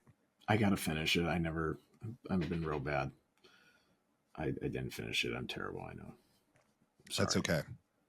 Sorry. That's okay. Stop hitting me. I'm so sorry. Matt is raging at you right now for not finishing that. Oh, sorry, man. Yeah. Whatever. He doesn't care. Yeah. I guess he gets single rations now. He doesn't get double anymore. Whatever. But that's really all the news that I have. Okay. It looks like it feels like Cap Wolf is going to get finished on a live stream. Or he will just magically appear finished. Or it will just magically appear finished when the I don't know. Let me ask you, what do you want to do? I mean, like, what would you want to finish him on? What would be cool to you? What speaks to you? I think a live stream would be fun. Yeah. I think it would be pretty. We could set up a live stream pretty easily on YouTube. Okay. I'm down. I'm down for that. Mark your calendars, folks. When we decide the date, we'll tell you. But pretty much. Yeah, I'm with you. Yeah, I think a live stream would be fun. Yeah, I mean, how long? I mean, we've been going for a hot minute, right? Yeah, we've been going for a little bit. There's one thing that hasn't been addressed. Okay, hit us. And it's kind of, I'm just gonna say it's the elephant in the room. Okay. What the hell happened to your face, man? You're just you're naked. So what happened? It was two things. It's twofold. Okay. I was honestly, I was getting real tired of my beard. It was getting really long. Okay. Understandable. And you know, hey, listen, it can be a lot to maintain sometimes. Okay. It can be a lot to maintain. Wait a sec. You actually did something to maintain it? Oh, dude. Yeah. I oil it. I brush it every day. Like, yeah. Dude, I like to think that you just spend every morning 20 minutes just combing and brushing. Now it's just the mustache. You just brush it slowly. And so that was one part. The other part was when it looked like the Mariners were getting ready to go to the World Series, because Cal Raleigh, the big dumper, had a mustache, and then all of the teammates got a mustache, and all the fans ended up getting mustaches. So that was another piece of it. And then I had a buddy of mine tell me he didn't think I would do it. But you've done it before. Well, he wanted me to do it for the whole month of November. And so I was like, dude, I'll fucking do it. And I did it. I kind of like it. I'm waiting for but I can't. The problem with my face is I can't. You have Zach Galifianakis face? Well, that, yes. Sorry, I had to work that in. That's fine. That's the whole reason why you brought this up. But the only reason, honestly, it's the only reason. I can't use like your regular like mock or Gillette razor. My hair is too coarse and too thick, and my skin. Let's just wait. Hey, it's too powerful. It's too powerful, man. So I'm getting a straight razor, so I'm waiting for that to come in so I can clean it up again. But I'm keeping it for the whole month of November, man. The whole month. A straight razor, like folds open? No, they make the safety straight razors. Oh, okay. It'd be cool if you did it old school. You know what? Next time I'm in Portland or Olympia, you know what we should do? We should go to an old timey barber. Oh, I have one. There's one here in town that I go to. Oh, let's do that. I've always do the get the haircut and the shave and all that. I've always wanted to do that. Let's do it. I've never done. That's one of the things I want to do. I've had like a straight razor like beard lineup, but never like a full shave. And I've always where they do like the hot towel and everything. Oh yeah. Yeah, I've always wanted to do it. I know it's really big in Portland. There's a bunch of them. Yeah, buddy's in Portland as a barber and does it, and he does a really good job. We'd probably go see him.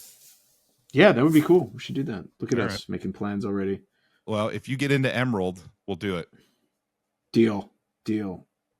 Yeah, come on, Seattle. Bring your boy home. Bring him home. Bring him home. But yeah, no, that's the story behind the stash. And well, I gave you some shit, but it looks good, man. It looks good. You know, I don't mind it. I was gonna do the full like Fu Manchu, but trying to do it Fu Manchu, that's aggressive. That's an aggressive move. I couldn't do it myself. I couldn't get it lined up good enough. So that's something I'll have to have a professional do. You know, I think you could pull off though. The handlebar. My buddy's rocking a handlebar right now. Like doesn't look good, but like the twirl out handlebar.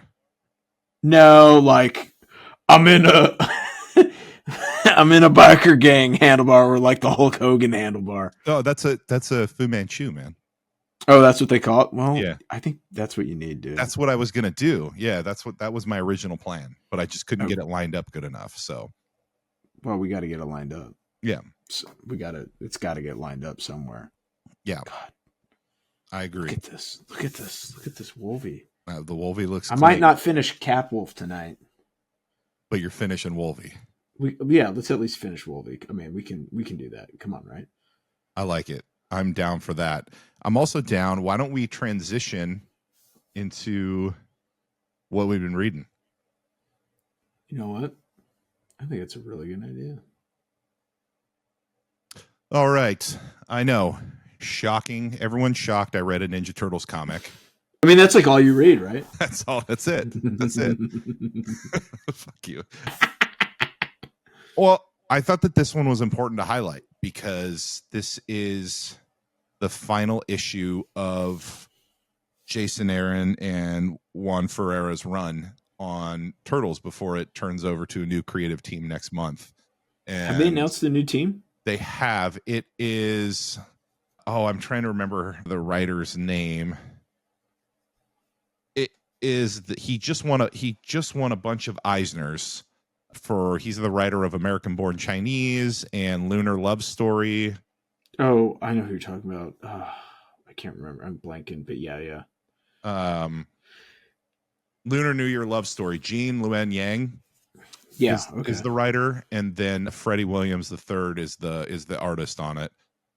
Oh, that's cool. Yeah. But I say that I'm really gonna miss Jason Aaron and Juan Ferrer. I think Juan Ferrer absolutely smashed his Turtles run. Can I say something bold? Say it. Maybe the best run ever. Ooh. On Turtles, art-wise. It's pretty impressive what he did. You know what? I agree with you. Whoa! I agree with. I think it's up there. Kevin Eastman just punched a hole through the wall. I'm not gonna say. I'm gonna say it's up there. Like you can put it in the same breath as the original Eastman Laird. I think you can put it in the same breath as the Jim Lawson, which those are my favorites. But this is absolutely up there with it. But this was kind of the culmination of the relaunch of the Turtles, right? I mean, look at this. Look at this spread here. Oh my gosh, yeah, that's beautiful. Yeah. I think it took what was like Jason Aaron and Juan Ferrer. They took what was given to them at the end of the Sophie Campbell run, which I've gone. It's not a bad Turtles run. It just wasn't necessarily for me. I didn't love the Mutant Town, them being public figures. I hate the Turtles being public figures, if that makes sense. Yeah, you like the Turtles being like secret. In the shadows, street level. Which is totally understandable. It's not saying that you don't that it's like the last run wasn't good. You like the kind of old school stuff, Yeah. But I thought it took that and then brought it a whole new different element to that of like, the Turtles were fractured, right? They had all gone their separate ways. And so this last 12 issue run, the last year, was kind of spent with them like coming back together as brothers in the wake of the death of Splinter, and trying to find each other again and work with, battle a corrupt politician who was trying to frame them for crimes, and you find out this guy's been working with the Foot Clan. Interesting. It was a really cool, really, really fun, cool element that I think was brought to it.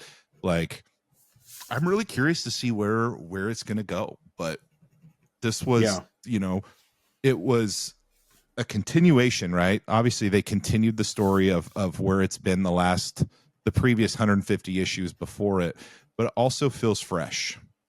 It feels fresh because like you don't know what's going to happen, and there's a big reveal. There's a big reveal at the end of it because Splinter's been dead. But look, they even do like a whole Spirit of Splinter, like from the first movie in here, to try and talk to him. Cool. Dude, look at this piece right here that I'm pointing at. Oh wow, yeah. Yeah, that's right out of the movie. That's cool. Yeah. And normally I'm not a big right out of the movie type of guy, but that works really, really well. It works, and I think I've loved it because I think Jason Aaron has said like this was his kind of interpretation of the Eastman and Laird run. So he's kept that same like little bit grittier of a tone to it, which I've definitely appreciated. And yeah, that's awesome. I'm really curious to see where the story's going to go. Like, spoilers, guys, if you haven't read this, I am going to spoil the end of the comic here. Spoil away, dude. It's fine. Because it ends with Splinter coming back to life. Oh no, a comic character came back to life? Character came back to life. Dude, right? I can't believe they did that.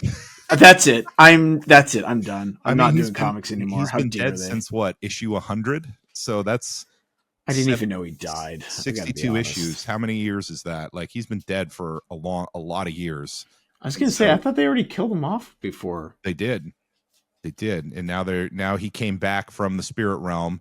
But you find out Karai was the one. It seems like she was trying to find Shredder, but she found Splinter instead. So I'm guessing she's gonna keeping him captive. Hey, don't you say negative things about my girl, all right? Like, God, I love Karai. She's so cool. Karai is very cool. That's the girl I'd be like asking out. like as a young single man, to be like, "Oh, hey, you want to go?" She'd be like, "No, I have work to do with my dad." Yep. Oh, all right. Well, like, and then she'd stab you. yeah, and I'd be like, "It's all right." She's just So who wins, her- Karai or Duncan MacLeod, the Highlander? Ooh. Well, I mean, oh God, man. Not who you want to win. Not who I you know. want to win. Who wins? I think Karai's got more skill. What? Duncan obviously has more. Hey, she fights mutant like Bebop and Rocksteady like mutants for fun, dude. Duncan MacLeod, have you seen his show? Have you seen the guys he's fighting? Come on. I mean, Not exactly. He's Not also all. got 400 years of experience. That's where I was going to go. He's got experience on her, so Yeah. I would give him the edge there. Yeah, It'd be a good fight. it would be a good fight. I don't want to throw my girl under the bus so quick, That's fair. That's just, you know what? That's telling. That's all I need to know. So the next comic that I read, and I actually finally I've had this for a while. I still have volume 2, and I'm Okay. almost done with it. As you can see, I've just got a little bit left. I ended up reading most of this last night because our power was out because of bad weather. So I love how it has to be an act of God to get you to read new books. here you go. But so I've got, this is the Witcher Omnibus. It's from Hey. Dark Horse. Bring your camera down just a little bit. You're a little off focus there. Oh, there we go. I think I can see it. Nice. Okay. See it? Yeah. And so this is 4 miniseries all compiled into a single one shot. So they're all 5 issues, all written by Paul Tobin, and it's got art by a ton of different folks in it. Paul Tobin wrote all those? He did. I know Paul. Oh, do you? Yeah.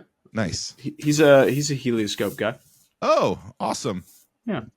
Awesome. I know Paul very well. Yeah, so these are really fun, and I think I said it earlier in the episode. I'm a huge Witcher fan. Oh, we know. Well, it was the show that I knew who The Witcher was, but I never played the games. Okay. And it was the show got me interested in it, and then from the show I went to the books, and I love the books. Or some of my favorite, might be my favorite fantasy series is The Witcher for the books. Interesting. Oh, wow, I didn't know that. Okay. Yeah. Wow. Yeah, so that is high praise right there. they're great, man. They're great. I've And never read them. that's fine. But each of these are just different one shots of his time in the continent. I got to be careful of the pages that I flip to because not all of them are. There's a lot of nudity in these books. Oh, disgust. Ew. Yeah. This is a family show, Brian. I don't think you Good. would appreciate it. So Good googly moogly. wow. But Family show. You bring in this smut. I love the Witcher, man, because yes, he hunts monsters, but he it's kind of that Highlander piece, right? Of like trying to still find himself to be human in all of this. Yeah. And it's a joy to read, man. These are great. These little one-off stories that they have of each taking place different location, different type of monster. He's got a different like side character with him who helps kind of tell the story, but it's never just about killing the monster. It's about the people that he's with. That makes it an interesting story. Like the monster is kind of the unseen element, and it's how the people react, and that's really been interesting for this. Yeah, that's awesome. And That's then really cool. We haven't done this a lot, you and I. But Wait, let me get mine. Oh, Let me get okay. mine. Okay, let's count it out. We'll do a 5 count. Tell me when you're ready. Don't put it down yet. But you recommended this one to me. You got More than recommended. I hounded you. You did. I was like, you gotta get it. You gotta get it. It's so great. Oh, it's gonna be a big deal. Yep. All right. 5, 4, 3, 2, 1. Lay it out. Dude, look at that. Look at this beauty right here. So Conan the Barbarian one shot. Yeah. Tell us about Written it. by Jim Zubb, who's Yep. doing a ton of Conan stuff right now. Is. And is illustrated. This is the real reason why I wanted it. Nothing against Jim Zubb. Jim Zubb's a great writer, but I'm an artist, so I'm art always is first billing for old Tad. Of course, as it should and be.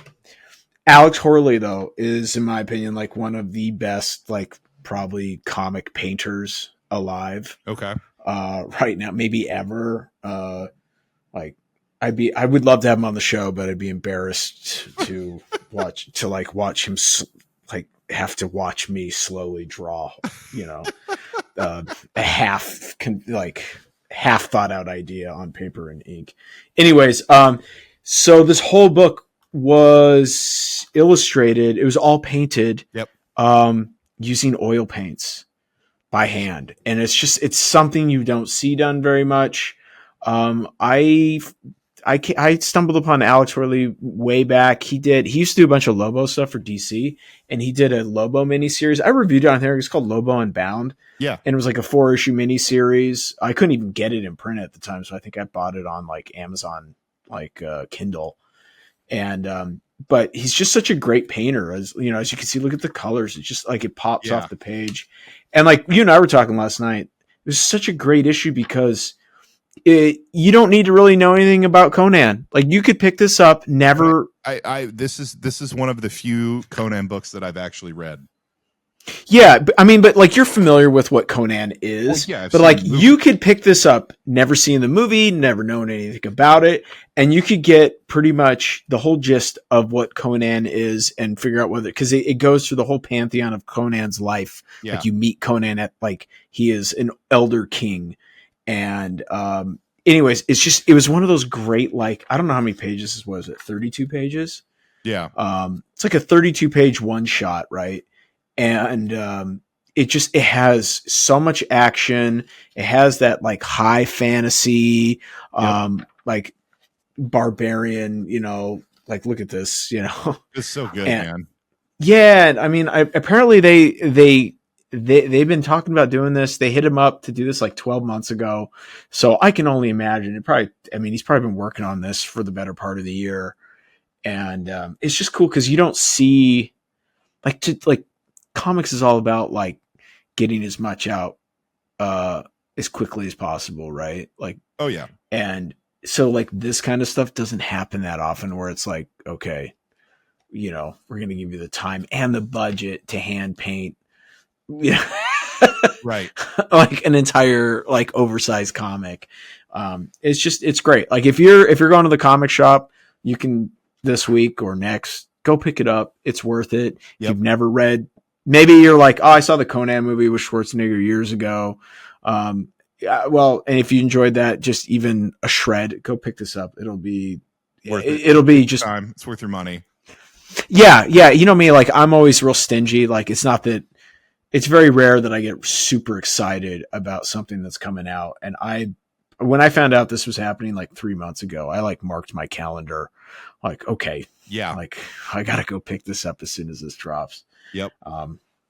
Yeah. I don't know. What'd you think, man? This is your first, like, I was lucky enough early when I first got out of college, my first interview was actually for Conan the Barbarian with Dark Horse. Joe Kuber at the time was doing cover work for Solomon Kane, which is under the who's the writer, who's the creator of Conan. I can't believe I don't actually ask. Know. Really? No, dude. People scream at us, yell at us. Yeah, that's fine. Listen, it's cool. I can't believe I'm blanking on the name. Anyways, Solomon Kane's another one of the characters by the same writer that created Conan, and so Joe is doing a bunch of covers for it and everything. Yeah, and so he got me an interview to work with the editorial team for Conan, and I tried my hardest to get on the book. I wasn't ready, right? Like I had no business working on Conan the Barbarian, especially at that point. I sucked. I was so bad. but the one thing Dark Horse gave me, and they're really cool, is I think I forget who was working at the. It doesn't matter. Anyways, they would send me a free book. Like nice. They just signed me up. So like for the next like 3 years, I just to my house any Solomon Kane, any Conan the Barbarian comics that Dark Horse was releasing, I was on the comp list. I would just get a copy of it. So I like for years when I had no money, that was the only comic I was reading was Conan the Barbarian. Shout out to Dark Horse for doing that. And they didn't have to. There was no reason to do that at all. And it was all just because I did an interview. I can't believe I'm blanking. I should know. Oh, here's the process. Did you see that? Did you look in the back of the process? I did not see that. What? Yeah. Yeah. There's an interview with Zubb. He talks about like the making of the book, and then it's got like Horley's pencils.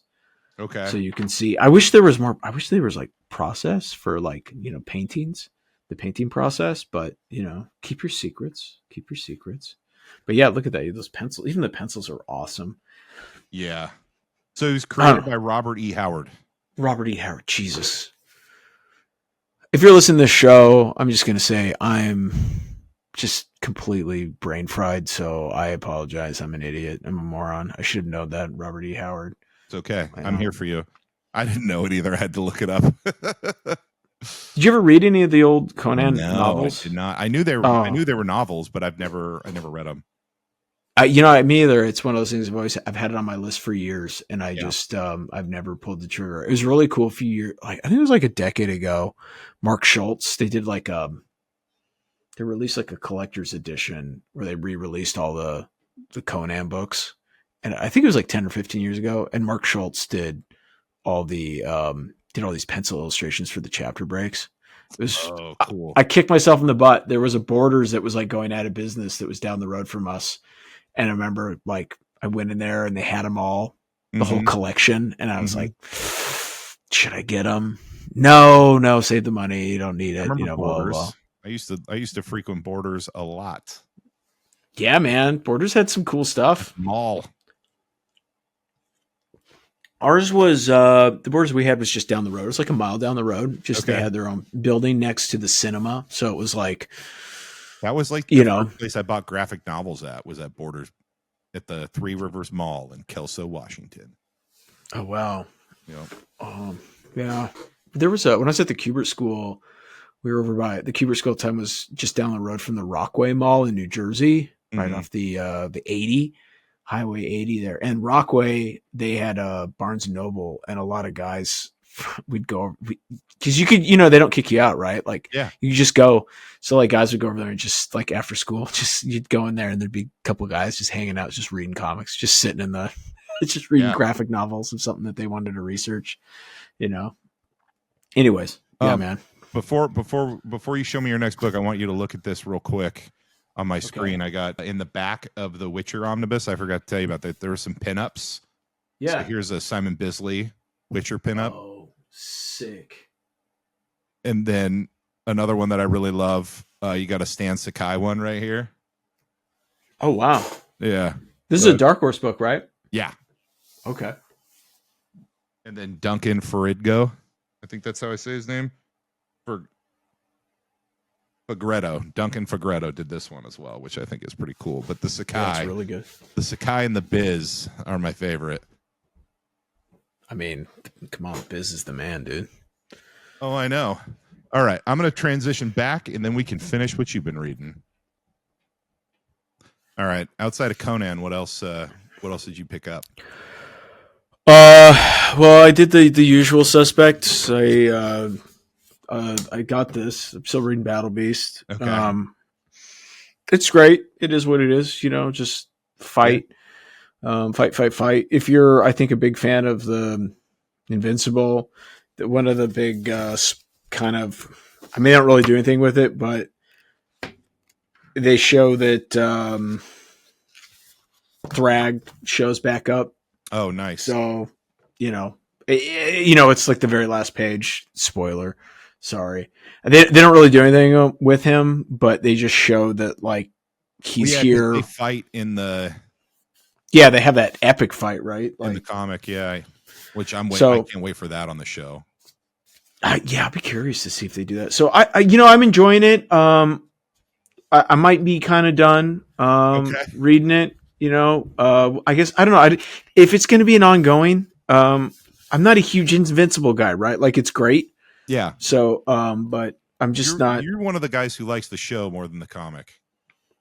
Yeah. Weirdly, and that sounds. I hate even saying that. I love Ryan Otley's work. So I'll I say I'm not going to get it, but it's mostly just more of I'm trying to downsize. I'm trying to I've been in the same studio for 7 years. Yeah. And I haven't finished it.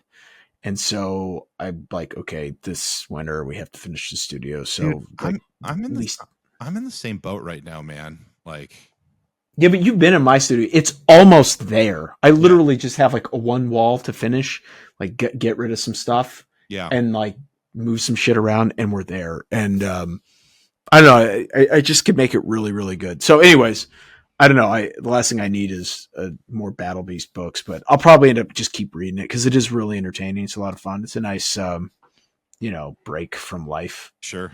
Yeah, so, I'm behind on it. I've read the first 3 issues. I need to catch up. I was kind of thinking, because I was along the line with you, I thought it was going to be a limited series. So I was like, I'll just wait till the end and then I can get the whole experience. But it's kind of feeling like an ongoing, but I mean, I guess we'll just wait and see, right? Because they always say like if something's successful, they're always like, oh, it's ongoing, and then it stops after 8 issues. So right, I don't know. I imagine it'll probably go at least 12. So okay, that's so read those. I'm tracking too. And then I finally had a chance to read. I picked this up. I got this cheap, like used. I always wanted to read Jason Pearson's Body Bag. I have never heard of this. Tell me more. So this came out like I want to say like early 2000s. Okay. I want to say I don't know if there's a year on it. So it was like do you remember 12 Gauge Comics? They don't do a ton of stuff anymore. But it was like like Brian Stelfreeze and Doug Wagner started over there. Well, maybe not started, but that's where they like did a lot of their more like famous stuff, I guess. Okay. And so it was when Image had like a bunch of there was a bunch of imprints like Black Mask and 12 Gauge and a few other places, and they would like you'd see their logo, but then you'd also see the Image logo on there, right? And so they were all like connected to Image, but it was like early 2000s. Anyway, I want to say I think that's when this came out. It's like early. I want to say that. Anyways, I just always wanted to read it. It always looked fun. I can't relate to it anyways because it's very like urban crime kind of like street level superhero super like. I mean, when you read it, it's very 2000 like as you can see. But it's great. It's a ton of fun. Very bodacious characters. Yeah. Just muscles and boobs and butts and I love so it's like a father-daughter and they like dispense. They're kind of like the criminals that take out the criminals. Does that make sense? Yeah. And so she comes what are you back. Saying? Are we some kind of Suicide Squad? Oh Jesus! Hey, there's one of those what they was talking about with the bad writing. Yeah. Where you have to force the title of the movie into the goddamn fucking scene. Yeah. But it was a lot of fun to read. It's kind of a nice throwback to like. What's fun about reading some of these type comics, especially like these like urban action ones. Mm-hmm. They're always very telling of like the early 2000s like culture. Oh, you know what I mean? Just like what was cool, what wasn't, like what people wore and all that kind of stuff. But it was fun. The reason why I got it is because like I love like Pearson does these great action panels. Mm-hmm. But like he really makes the character feel like they're moving around. He's really good at doing like choreography and making the art like really fun. Like just like the way he's a bit stylized, but like I mean, look at that, man. Like, that's so really cool. Yeah, it's just a great panel. And so I'm always trying to learn something because I don't know.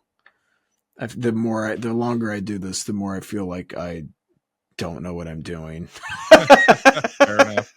Yeah. I mean, look at the action, dude. It's like, it's really, really kinetic and fun. But they just did a big Kickstarter for the artist edition of this. Right. And I remember so, I think we talked about it on the show. Yeah, we did. And, it was one of those where like, I wasn't going to get it because I wasn't familiar, but I loved the work. And I was like, you know what? I'll just get the book. And that way I can at least read it. And, I don't necessarily need the artist edition, but it would be cool to read the book. And I've always seen the images of these characters, but I'd never actually like checked out Pearson's work. Sure. And I love everything that like 12 Gauge used to do back in the day. There was another 12 Gauge book. Let me grab it real quick if you got a sec. Let's see what we got here. I'm looking for it. Yeah, he's trying to find it. Yeah. So like this one came out around the same time I was getting out of school. It's called Ride. Okay. And it's like one of 12. It's like 12 Gauges, like big books. And but again, it had very like suggestive kind of like raunchy stuff, but it was like the art was really cool.